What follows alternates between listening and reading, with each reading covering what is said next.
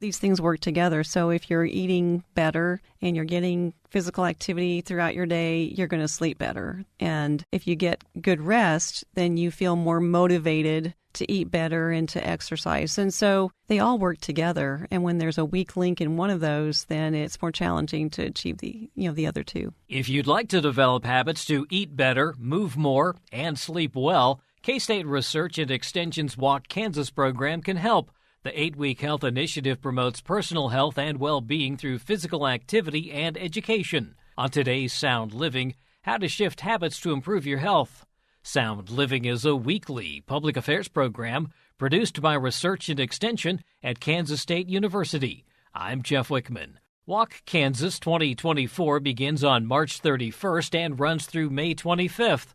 State leader for Walk Kansas and Northeast Area Family and Consumer Science Specialist Sharolyn Jackson says this year's program is focusing on shifting habits and developing habits that will improve our overall health and well-being. Sharolyn, getting ready for another year of Walk Kansas, and you're telling me that people are already looking forward to it. They're asking you about when can I get registered? Yes, I've been getting some contacts about that, and I think, the winter months, we've had some cold spells. Right now we're kind of in a lull, maybe a fake spring almost, and then it's supposed to get cold again. But people are ready. They're ready for spring, and a lot of people think about Walk Kansas. So that's great, and it's really exciting to have another season approaching, and we're looking forward to it. I've actually been seeing a lot of people out walking, and it kind of reminds me of the fact that we were talking earlier about habits and what we form, and I think that's one of them. We get used to doing Walk Kansas in that March timeframe. Yes, it's traditionally been in March, and we strategically plan for that because we know that people need to sort of jumpstart some of their habits to be more active, and that's a good time to do it when they can get outside. That's extra motivation, and to be outdoors in nature if you can, and also think about ways to be active indoors because we can't always be outside and enjoying activity. This year we're actually pushing that to the very end of March, the start date. That's right. We start March 31st. And wrap up May 25. And so we're looking for registration to open on March 4. And to learn more about the program here, information will be coming out on our website. It's walkkansas.org. And we'll also invite you to contact your local extension office, and they will have details to provide as well. Tell me a little bit about the basics. I know that the idea is to move. That's really the idea, is to just get up and get moving. That's right. And we base this program on the Physical Activity Guidelines for Americans. And they recommend 30 minutes of moderate activity 5 times per week, so about 2.5 hours of moderate activity. And so when you think about moderate activity, there's an easy way to gauge if you're getting that, and it's by a talk test, to where you can, as you're walking or whatever activity you're doing, if you can barely have a conversation but not sing, you're exercising at about a moderate level. So 30 minutes of that per day, you can break that up into several segments during the day. It doesn't have to be all at one time. And we also encourage through Walk Kansas to get some of the vigorous activity where you're working at a level where you can just barely say a few words at a time. And this is not something you have to do sustain for that 30 minutes, but to add some intervals of activity. We explain that all through the program newsletters, but to just kind of boost your walking, let's say, for enjoyment, and you're having conversation with your friend, take about 30 seconds or so to just pick up the pace and walk as fast as you can, and then you can bring it back down to that moderate level. Do that a couple of times as you're walking, and that'll really help improve your fitness in a shorter amount of time. And really the bottom line is to just move no matter what it is. So to limit those periods of time where you're sitting. A lot of us have jobs that we do a lot more sitting and working in front of computers, and that's exhausting in its own way. And so to get up, if you can, every 30 minutes is ideal, but at least once an hour, and not just stand but move around a little bit. So that's another habit that you can get into that's really good. But to just find ways that you can move more, do more things on your own at home, look at ways to build activity into your life. We spend a lot of time figuring out how can I do this with less effort. Well, we're really looking at, when it comes to physical activity, how can I do some things with more effort? Because then that's really helping boost your fitness and your overall health. Yeah, one of the things I've noticed is post-COVID, there are a lot more people working remote, And that even takes out just getting from the house to the car to the office. So you really have to build that into your schedule is how you're going to get those extra steps. That's right. You have to be very intentional about it and look at the pattern of your day and decide how can I build some movement into my day. The theme is really kind of threefold. You're going to look at ways to really shift those habits. That's right. We're looking at a kind of a habit shift sort of focus for this year. How can you develop habits where you'll eat better, move more, and sleep well? And those things all go together. You need all three to really have optimal health and productivity during your day. And so that's where our weekly newsletter focuses on providing tips in all those areas, as well as some other helpful habits that you can incorporate. But these will be things that are doable, not huge, hard tasks, but simple things you can do to gradually shift to a more healthier habit throughout your day. That's one of the reasons that this is an 8-week program, is the fact that it gives you the opportunity to make that become a habit. And to practice it. And that's our hope, is that you will practice and make it become automatic. It becomes just the way that you do things instead of it being, a task or a chore. And in the beginning, you have to be pretty intentional, but hopefully as time goes on, it's just automatic. Does that also fall in line then with the eating aspect as well? Over those 8 weeks, if we just make even just a few small changes, we've made a difference? Sure. And I'll just give one example. Instead of having a bowl on your desk or in your office with candy, shift that to a bowl of fruit or some apples, something that is more healthy, and that you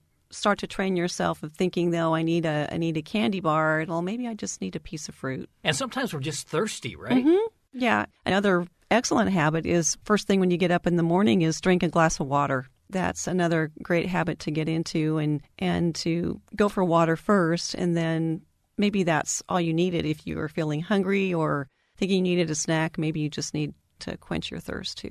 In terms of moving more, we know that the walking aspect is good. You talked about the interval walking. There are some other things that we can also do that really are also movement that we may not think about. I think about, the last week I was doing a lot of housework and things like that. Mm-hmm. That's another thing that kind of comes into play. It all adds up, right? It all adds up. And there's ways you can make house cleaning more beneficial in terms of... I'm glad you didn't say more fun. Well, it can be more fun. You can make it more of a workout opportunity, or just a way to develop some strength and some flexibility, and thinking about that.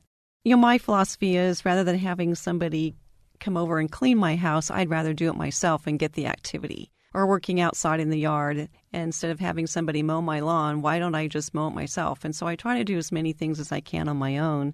And it's a good feeling of accomplishment, but it's also good activity.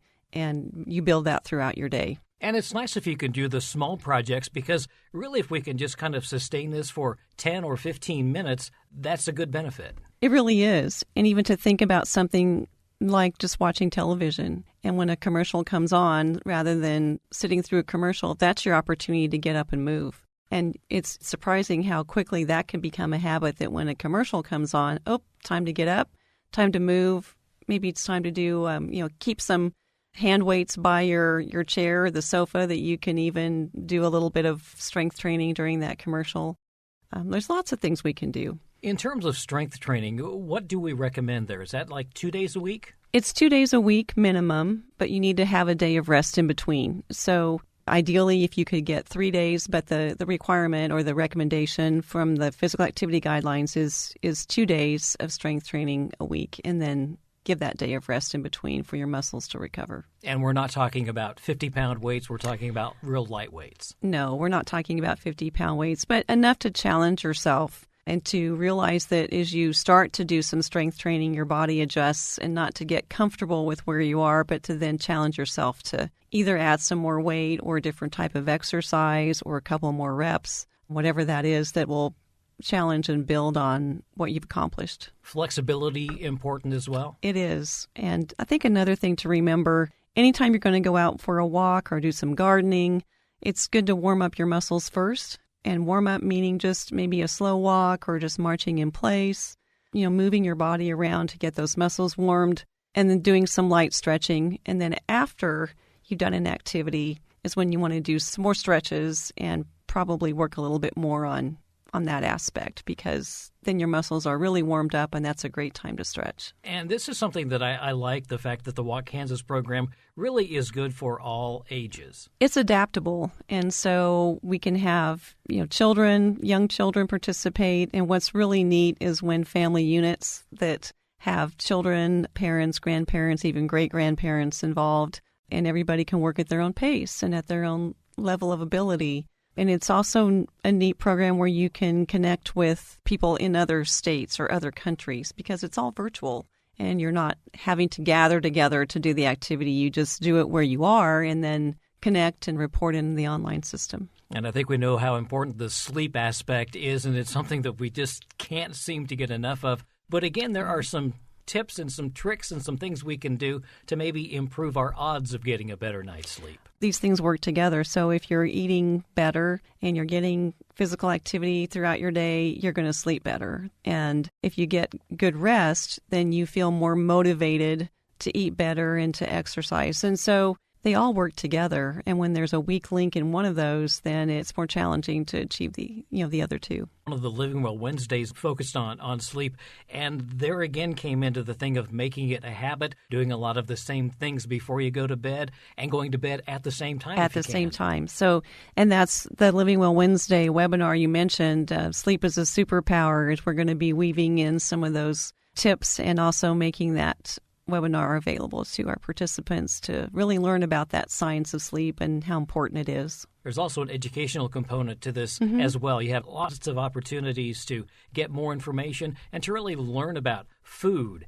and why sleep is important and things like that. Right. We do a lot of that through the newsletter, the weekly newsletter, and also introduce other resources. And then we'll be offering some webinars again this year for participants. So a number of opportunities to learn and to figure out what you can apply. Not necessarily everything that's there is what is going to work for you, but to pick some of those and maybe come up with your own goals and challenges and how to address those. We all have barriers when it comes to getting more activity or some barriers to eating healthfully. And so identifying those and then looking, how can you break that down and address that barrier? And each person's going to have a little different challenge to deal with. Maybe just going back to the basics, this is a team competition, but I think you can also do it individually now, too. That's right. Teams can sign up for one of several challenges based on how many minutes or hours that they want to strive for.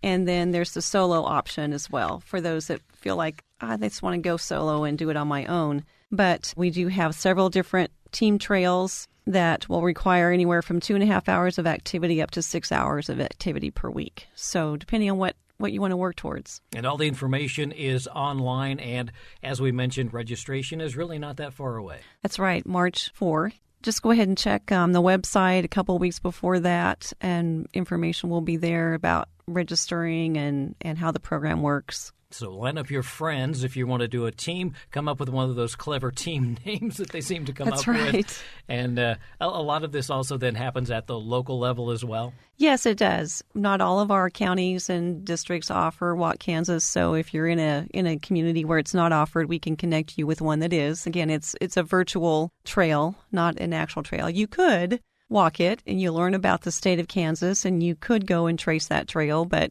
it's through a map, and on the way you'll lock different waypoints along the way, and you'll be able to learn about history and places to visit in Kansas, and that makes it kind of fun. So you can see your progress, where you are and what you've unlocked along the way. There's, again, information on our website, but also a Facebook page. You can like Kansas State University Walk Kansas. And we have a really good following on that page. So we share information there and be able to interact with people there. Also through the online system, there's opportunities to chat with your teammates and to have conversations and learn about what's happening in your local community related to Walk Kansas. So lots of great information there as well.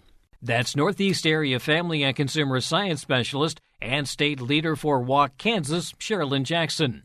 For more information or to register, visit walkkansas.org or contact your local extension office. Sound Living is a weekly public affairs program produced by Research and Extension at Kansas State University. I'm Jeff Wichman. And this is the K-State Radio Network.